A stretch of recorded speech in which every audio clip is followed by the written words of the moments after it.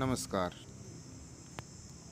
प्यारे बच्चों, मैं योगेंद्र शास्त्री आप सबको संस्कृत विषय के 8वीं कक्षा के प्रथम पाठ सुभाषितानि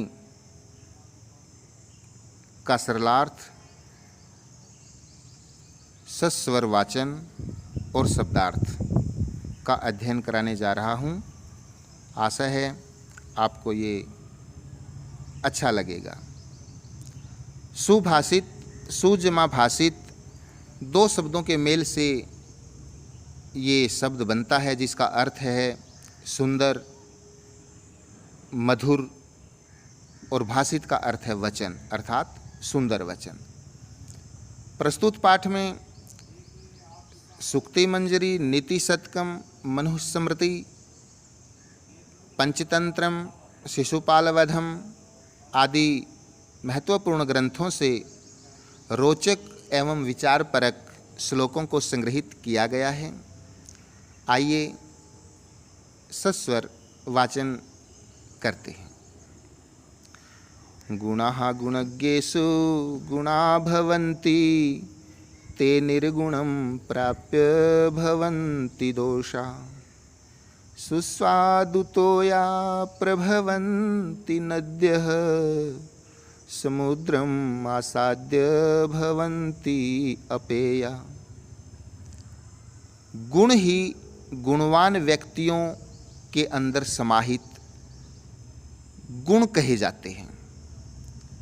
वही गुण निर्गुणी व्यक्तियों में पहुंचकर दोष बन जाते हैं।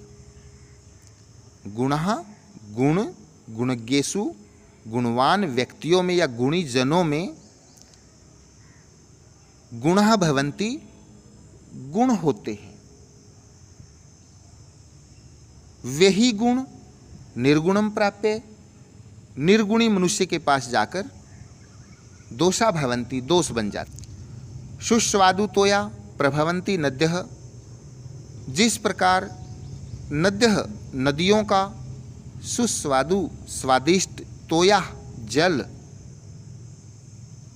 प्रभवन्ति होता है, जिस प्रकार नदियों का जल स्वादिष्ट होता है, लेकिन समुद्रम आसाद्य, समुद्र में मिलकर भवन्ति अपेया, वही पीने योग्य नहीं रह जाता है।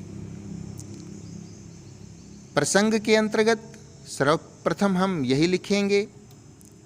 यह श्लोक हमारी संस्कृत की पाठ्यपुस्तक रुचिरा तृतीय भाग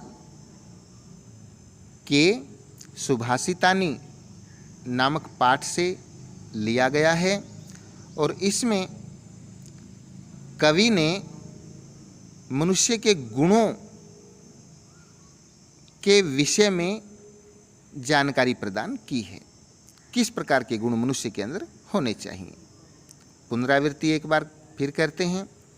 गुणा गुणज्ञेषु गुणा भवन्ति, गुणवान व्यक्तियों के अंदर जो गुण होते हैं वही गुण कहलाते हैं, और वही गुण ते निर्गुणम प्राप्य है, निर्गुणी मनुष्य में जाकर भवन्ति दोषा, दोष बन जाते हैं।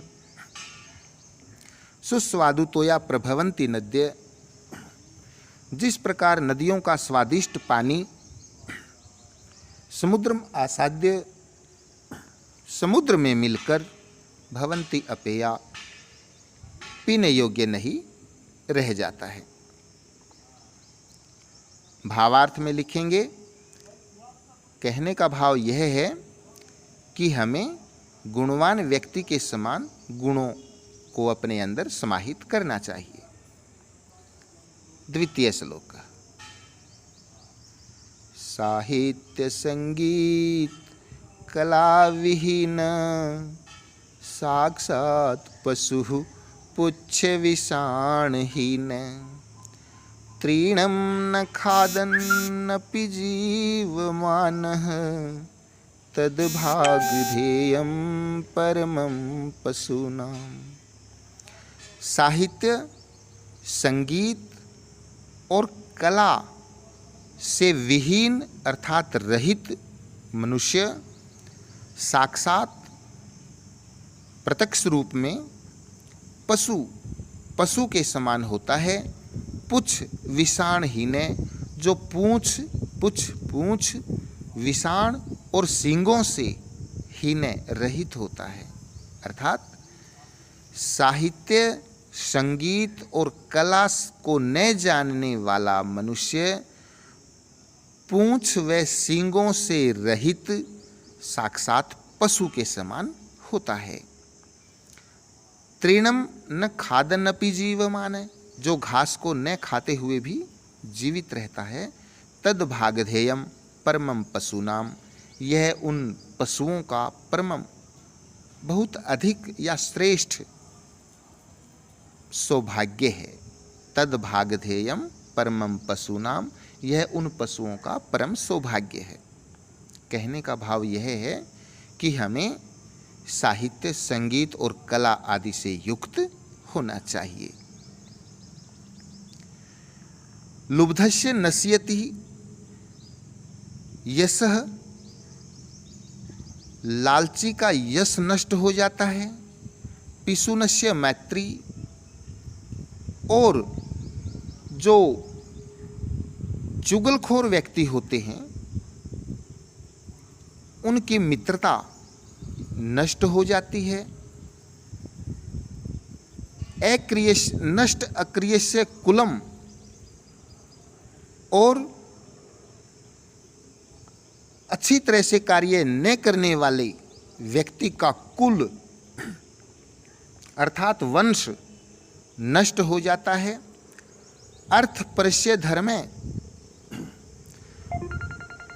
और अर्थ के नष्ट होने से या दूसरे का धन चुराने से धर्म नष्ट हो जाता है।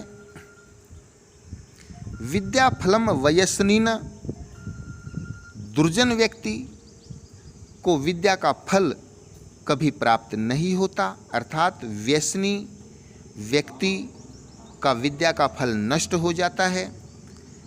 कृपणस्य सौख्यम, कंजूस व्यक्ति की मित्रता, सौख्यम मित्रता नष्ट हो जाती है। इससे कंजूस व्यक्ति की सौख्यम मित्रता नष्ट हो जाती है।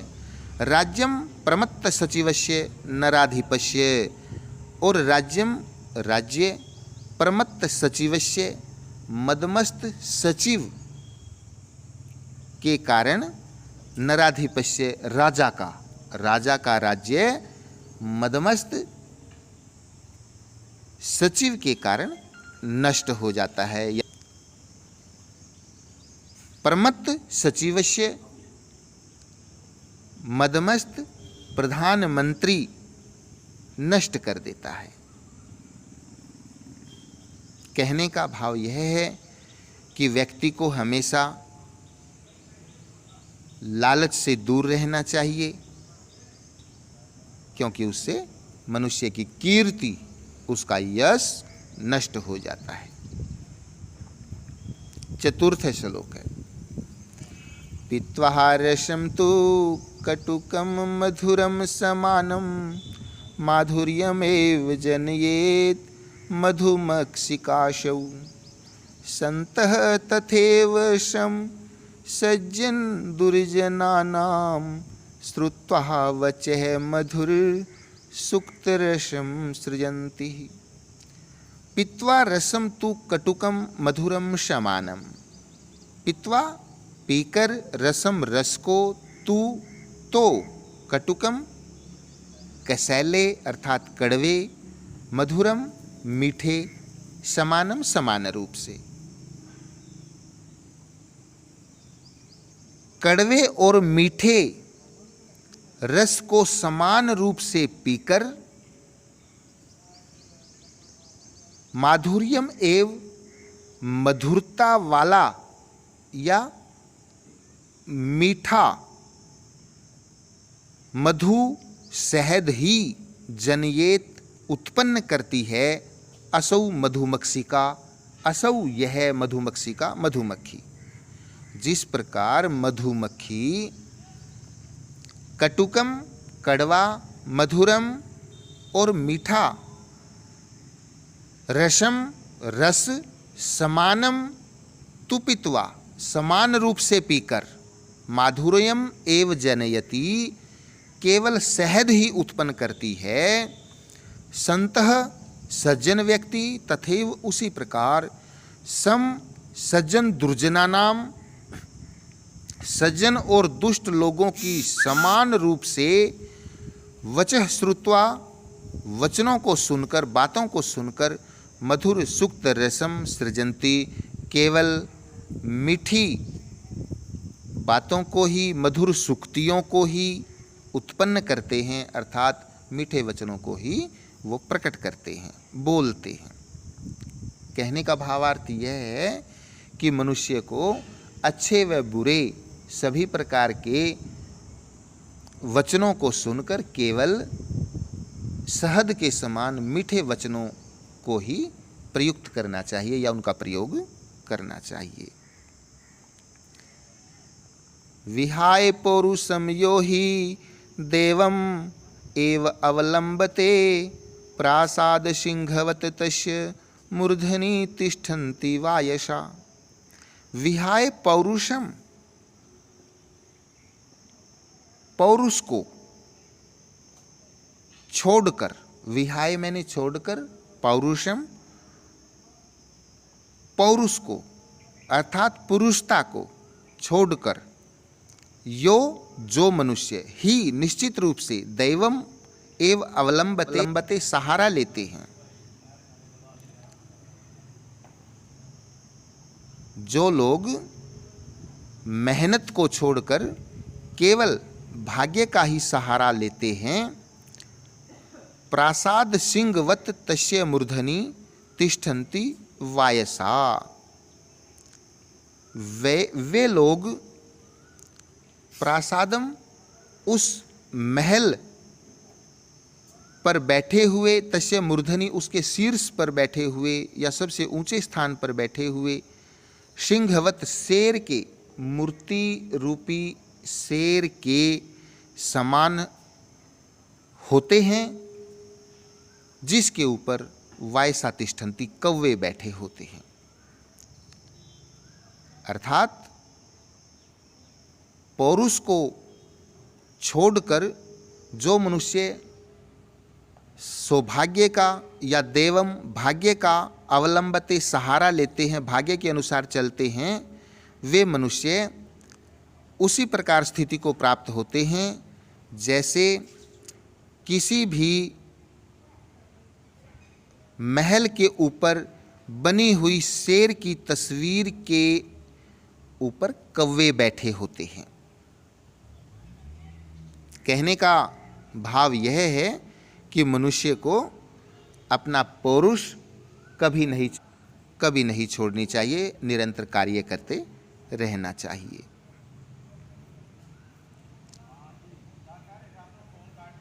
पंचम श्लोक, षष्ठ श्लोक। पुष्प पत्र फलच्छाया मूलवल्कल दारुभी, धन्या महीरुहा येषाम विमुखम यान्ति नार्थिनः। पुष्प, फूल, पत्र, पत्ते, फल, छाया, फल और छाया, मूल, वल्कल, दारुभी और छाल रूपी वस्त्र से युक्त, धन्या महीरुहा, वो पेड़, महीरुहा, बहुत बड़े पेड़ धन्य हैं, ये शाम विमुखम नान्ति यान्ति नार्थिने, जो किसी के भी सामने मांगने के लिए नहीं जाते हैं। ये शाम विमुखम यान्ति न अर्थिने, जो मांगने वाले के पास कभी नहीं जाते हैं। पुष्प, फूल, पत्र, पत्ते, फल, छाया, फल और छाया से युक्त, मूल, वल्कल, दारुभी तथा जड़ एवं छाल से युक्त वृक्ष धन्य हैं। महीरुहा वृक्ष या पेड़ धन्य हैं, येषाम विमुखम यान्ति नार्थिने, जो मांगने वाले को कभी भी विमुख नहीं करते, अर्थात उसे मुंह नहीं मोड़ते हैं, अर्थात सभी कुछ उसको प्रदान कर देते हैं। कहने का भाव यह है कि मनुष्य को वृक्ष के समान अपना सब कुछ दूसरों के लिए, परोपकार के लिए समर्पित कर देना चाहिए। और अंतिम श्लोक है प्यारे बच्चों, चिंतनिया ही विपदाम आदावेव प्रतिक्रिया, न कूप खननम युक्तम प्रदीप्ते वह्निना गृहे। चिंतनिया सोच करना, चिंता करना ही निश्चय ही विपदाम विपत्ति के समय में, आदावेव प्रतिक्रिया, प्रतिक्रिया प्रदान करना, विपदा के समय में चिंता करना और प्रतिक्रिया प्रदान करना उचित नहीं होता। जैसे न कूप खननम युक्तम प्रदीप्ते वह्निना गृहे, गृहे घर पर, वह्निना अग्नि या आग, प्रदीप्ते जल जाने पर, न कूप खननम युक्तम कुआं खोदना कभी भी उचित नहीं होता है।